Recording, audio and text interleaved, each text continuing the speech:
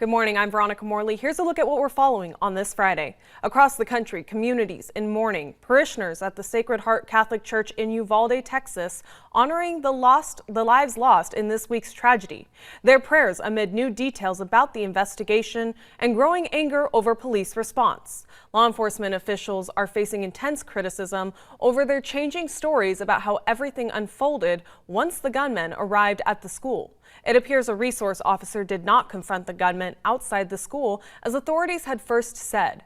Parents are now demanding why it took more than an hour to take down the shooter. They don't make entry initially because of the gunfire they're receiving. Could anybody have gone there sooner? You gotta understand, small town. The memorial is growing for all 21 victims whose names are now etched in white crosses outside the school.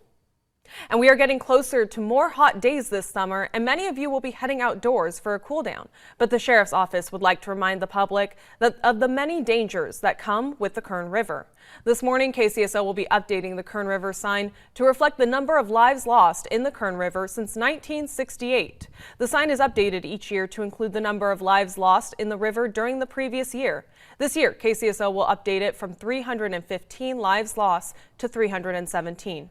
A reminder to the public to wear a life jacket at all times, and if you're unsure if the area is safe, the best way to stay safe is to not go into the water.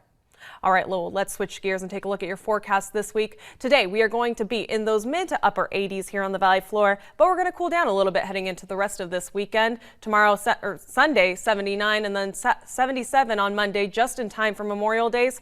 We'll get back up into those 80s and 90s as we head into the rest of this week. Tehachapi and Fraser Park this week, you guys are going to stick in those 70s and 60s, but you will warm back up into the 80s as you head into next Wednesday. Lake Isabella seeing those 70s and 80s for most of this week, but warming up into those 90s for next Wednesday. And that's a look at some of the stories we're following this morning. For breaking news and weather anytime, anywhere, download our free and mobile tablet apps. Have a great day.